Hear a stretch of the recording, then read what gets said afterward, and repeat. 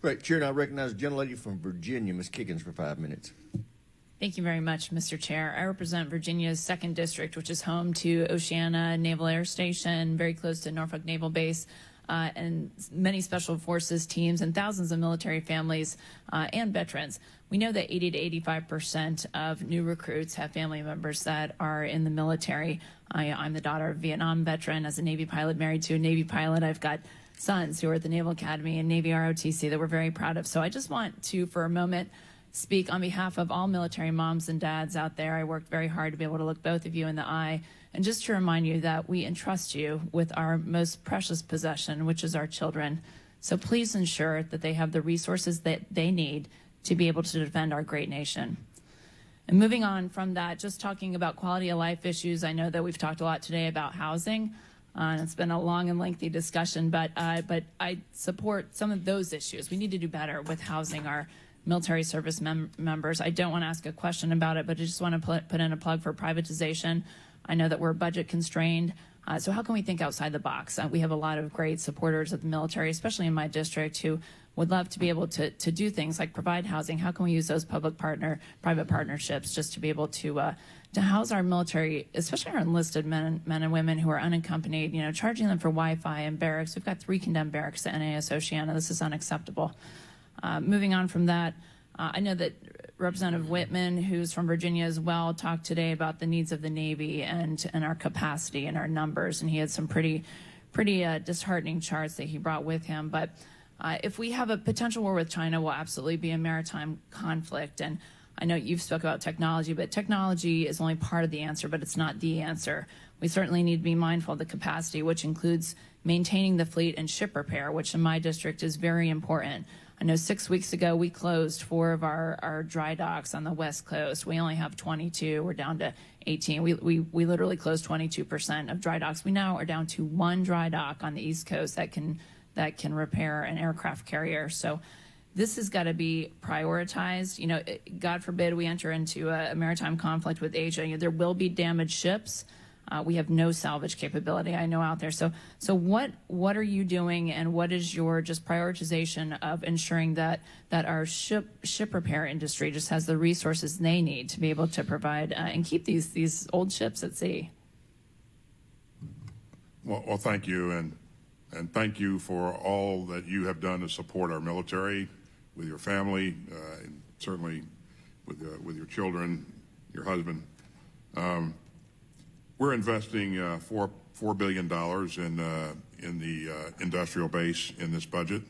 That includes $1.2 billion for submarines in the submarine industrial base, and a remainder in SIOP, which will help improve our infrastructure. We have to continue to invest in this and increase the capacity and improve the way that we're maintaining our ships. And get more of them to the operational level.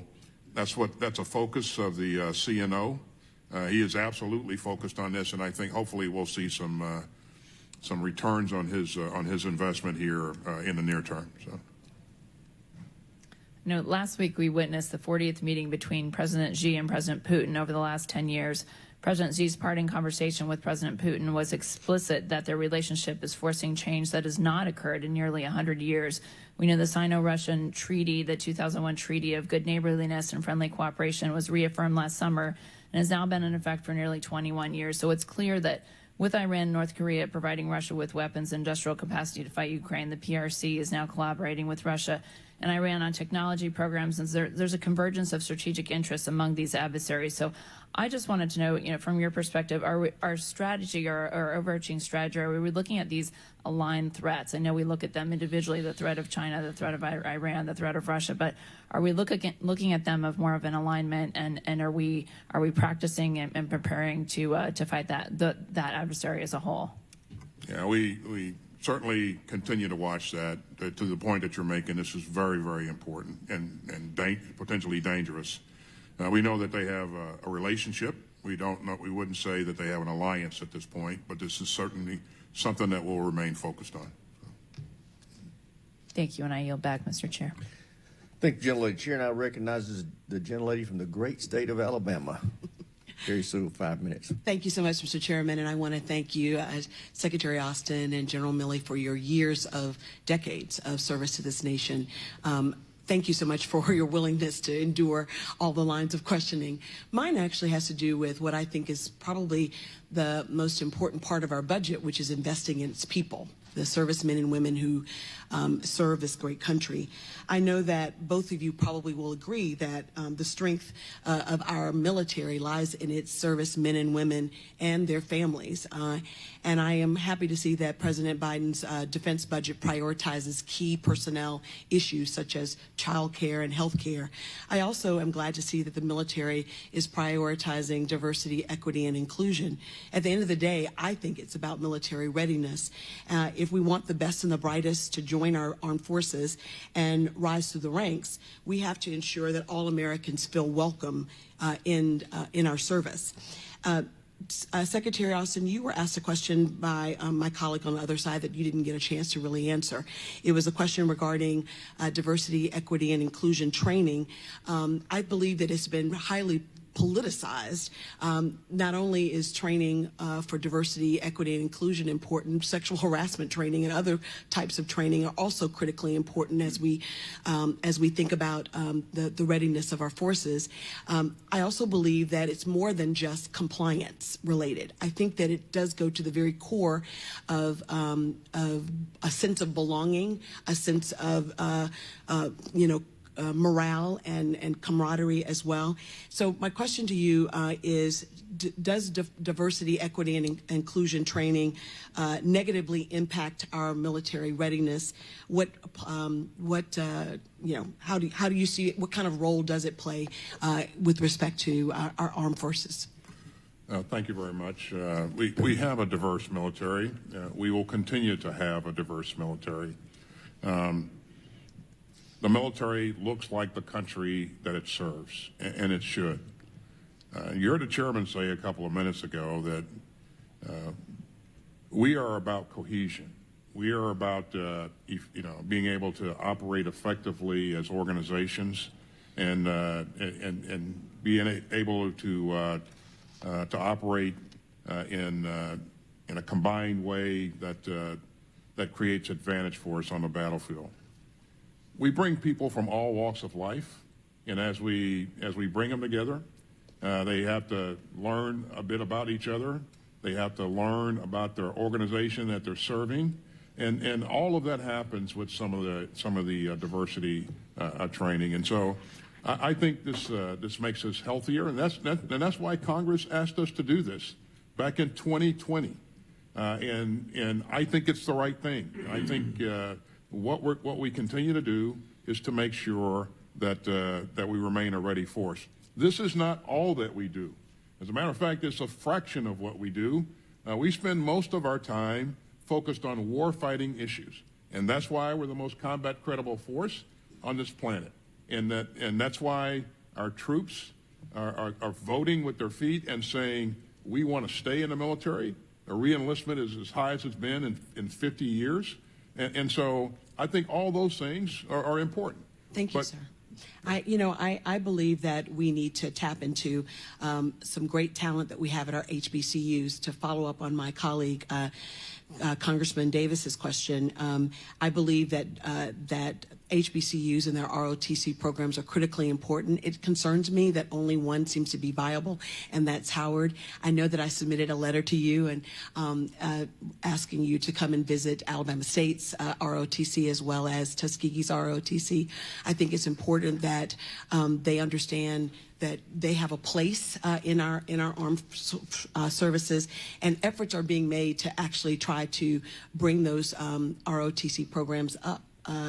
And so would you say, I know that the HBCUs in Biden's budget and in the defense overall has $100 million in it, and I think that's a great start, but can you talk to us a little bit about HBCUs as a pipeline for strong military? I think they are. I think there's certainly talent there that our military needs and will benefit from. Most recently, you saw us invest some $90 million at Howard, where we put together a consortium where, the students at Howard will work with a number of other colleges to focus on some issues that are relevant to the military. Yes, sir. And I guess I'm just saying I would love to see some sort of consortium like that for Tuskegee University. I know Auburn University has a stand-up ROTC, and I think that there's some synergies that can happen. So I'm excited about that money for that pilot program. Would love to see some come our way as well. Yeah, as I told you, when I was at Tuskegee back in 2007, speaking to the students and to the president, I thought it was a real good idea at that time that we have more connectivity between Auburn and Tuskegee and others in the state. Mm-hmm. I think that they can all benefit from that, and I think those are the kind of things that we should be doing. I look forward to working with you on that. Thank you, sir, and I yield back the rest of my time. Thank you, ma'am. The gentleman from Guam, Mr. Moylan, is recognized for 5 minutes. Thank you, Mr. Chairman. Secretary Austin, in the past hearings, the Department of Defense has made it clear to me that the extension of H-2B visas is needed to meet Department of Defense construction requirements in Guam and the Commonwealth of the Northern Marianas, inclusive of ensuring that the deadline to accomplish the completion of construction of this Marine Corps base, Camp Ben Blas, which will house over thousands of Marines from Okinawa, which as a Marine Corps base has never been built in the last 70 years.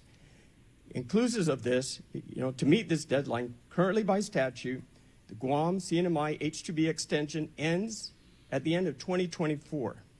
Secretary Austin, I have two questions with this. First, would the failure to extend the H-2B create a risk that critically Department of Defense construction projects fall behind schedule or go uncompleted? Yeah, as you know, sir, this construction on Guam is critical to us in terms of what we're trying to do to provide for the defense of Guam, but also make sure that we have the right infrastructure to support our efforts in the Indo-Pacific. We need those workers to be able to complete that construction. So the HBTU visa program is really important to us, and I would ask that we get continued support from Congress on this issue because it is important to our defense. All right. Secondly, Secretary Austin, you'd actually answered it. You support the extension of the H-2B for Guam, which would mirror the completion of the construction of Camp Blas, which is scheduled for 2029. Yes. Thank you. On another note, Secretary Austin, I understand that my Guam Rear Admiral, Admiral Nicholson, has submitted a waiver to your office to stop the reduction of overseas cost of living allowance, OCOLA, on Guam, and that the waiver is with the Deputy Secretary of Defense, Hicks. Secretary Austin, please, yes or no, the reduction of OCOLA is driven by the department policy and not by law? That's correct. Considering that Guam is at the tail end of the supply chain and that the cost of living for both service members and the island's residents has skyrocketed over the years due to many factors, Secretary Austin, would you support keeping OCOLA status quo versus the reduction which was recently implemented? I'll have to look at the specifics of this particular issue. There are a number of places where COLA is being reduced, and certainly as a deputy secretary has worked through this, I'll engage with her and see what the issues really are and what's in the realm of the possible. It's again, we're doing everything we can to provide as much value to our troops and our family members as possible, pay raises, reduction of prices in the commissary, so forth and so on. So this is important to us. I appreciate that, Secretary Austin, and it's also important to our Rear Admiral Nicholson. So I'm hoping that this decision will be rendered on the waiver request submitted as soon as possible, please. Okay. And finally, Secretary Austin, on the provision of Public Law 117263, which is the 2023 National Defense Authorization Act, it mandated a 60-day timeline for the Department of Defense to contract for an independent assessment of the integrated air and missile defense architect in Guam.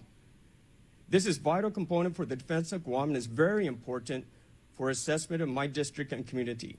The timeline expired earlier this month. Was a contract issued for the independent assessment? And if not, does the Department of Defense intend on pursuing this mandate, which was created by statute? And once again, this is very important for my community. Thanks, sir. I agree it is important, and the contract will be let by the end of the month. Thank you, Secretary. Mr. Chairman, I yield back my time. Thank you, sir. The gentleman from Nevada, Mr. Horsford, is recognized for 5 minutes. Thank you, Mr. Chairman, and to the ranking member. I was glad to see the large-scale investments in taking care of our service members in President Biden's FY24 budget by increasing service member compensation, launching universal pre-kindergarten at all Department of Defense education activity schools, and continuing to combat sexual assault and harassment in the services. We are looking forward to taking care of those who protect us. Secretary Austin, thank you for your service.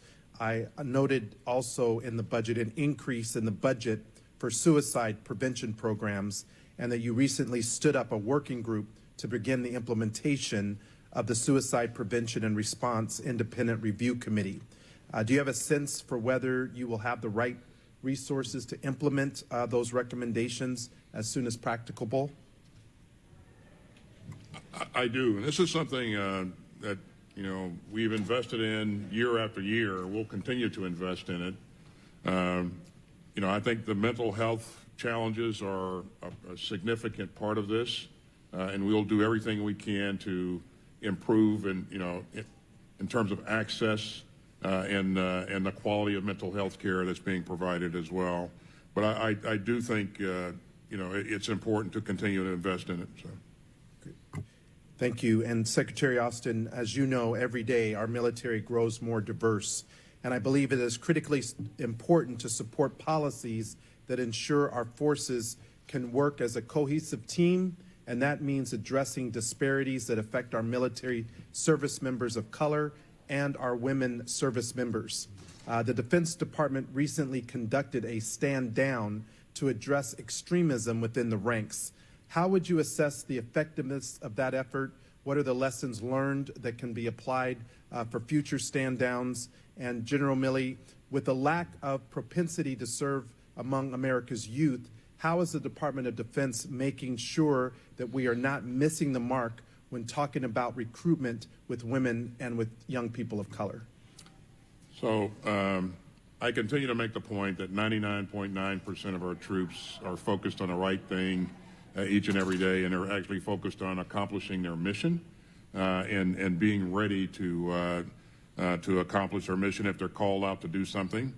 And so when we focused on, for a very short period of time, 2 hours or so per unit on this issue, we not only focused on how to recognize extremist behavior and what the existing policies were and that we had on the books that addressed this issue, because we did have policies that covered this.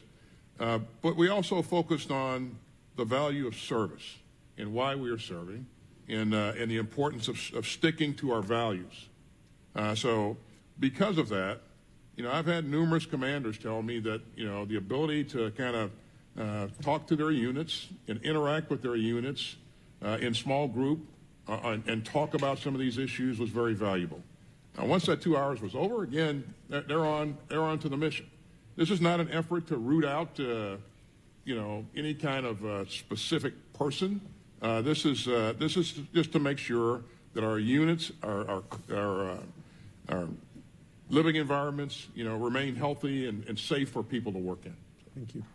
General? So on the propensity to serve, about 9% of America's youth, and I say youth, it's 18 to 25 is the demographic. We're looking at about 9% of propensity to serve, about 23% qualify to serve without a waiver. So the population pool is relatively small to begin with. And, of course, there's other competitive things out there with job markets and so on and so forth. What we know statistically is that the propensity to serve increases exponentially with contact. So if recruiters get out in contact, but not just recruiters. We know that about 80 some odd percent or so, high 70s, of those of us in uniform today also have family members in uniform. So in essence, the all-volunteer force over the course of 50 years has become a family business, and we're in contact with each other, and people who know the military join the military. And then when they're in the military, they stay in the military. So you got 50% or 50-year high in retention. So contact, outreach. So if you're in charge of a camp, post, or station, don't just deal with the local community. Get beyond that. Go out 100 miles. If you're at Fort Hood, get to Dallas, and so on and so forth. So we've got to make we've got to help the American people become familiar. Gentleman's time.